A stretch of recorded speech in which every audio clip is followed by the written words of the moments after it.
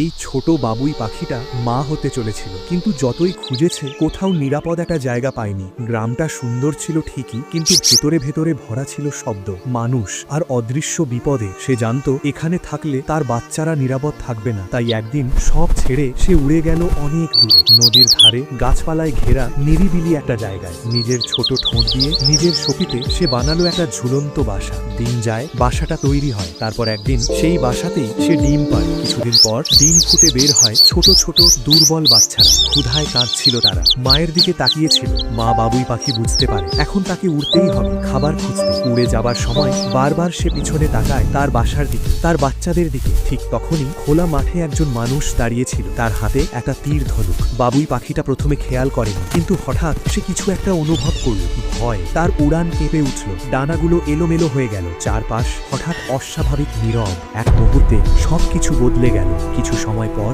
মাটিতে পড়েছিল বাবুই পাখিটা। ডানাগুলো আর নড়ছিল না, চোখ ধীরে ধীরে বন্ধ হয়ে আসছিল। আর বাসার ভেতরে ছোট ছোট বাচ্চাগুলো মাকে ডাকছিল, কিন্তু মা আর ফিরল না। তাদের চোখ দিয়ে নীরবে পানি গড়িয়ে পড়ল। একটা ঝুলন্ত বাসা, কিছু ক্ষুধার্ত বাচ্চা। এই বাচ্চাদের মায়ের জন্য একটা লাইক করো।